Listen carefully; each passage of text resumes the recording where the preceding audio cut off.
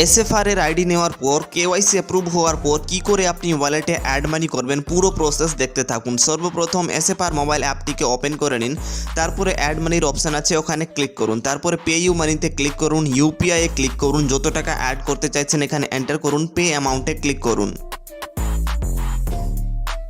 আপনার ফোনে যতগুলো ইউপিআই অ্যাপ ইনস্টল থাকবে সমস্ত কিছুর এখানে লিস্ট দেখাবে, যেটা থেকে আপনি পেমেন্ট অ্যাড করতে চাইছেন সেখানে ক্লিক করুন অ্যান্ড প্রসিড অ্যান্ড পেতে ক্লিক করুন।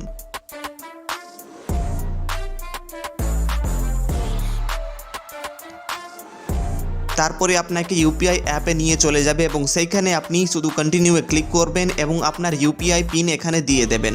মনে রাখবেন কোনো রকম ক্রেডিট কার্ড থেকে পেমেন্ট করবেন না, ইউপিআই থেকে পেমেন্ট করবেন, যেটা আপনার অ্যাকাউন্ট থেকে কাটবে। ক্রেডিট কার্ড থেকে পেমেন্ট করলে অ্যাড হবে না। তারপরে এখানে ইউপিআই পিন দিয়ে দিলে আপনার পেমেন্ট সাকসেস হয়ে গেছে এবং মেসেজও আপনি দেখতে পাচ্ছেন, ডিসপ্লে নোটিফিকেশন সমস্ত রকমের বলে দেওয়া হয়েছে আপনার অ্যাড মানি সাকসেস হয়ে গেছে। ওয়ালেট সামারিতে গিয়ে আপনি এটার ডিটেলসও দেখতে পারবেন এবং এই টাকাটার এখন আপনি ইউজ করতে পারবেন, রিচার্জ বিল পেমেন্ট সমস্ত কিছু করতে পারবেন। কোনো সমস্যা হলে আমাদের হেল্পলাইনে কল করুন।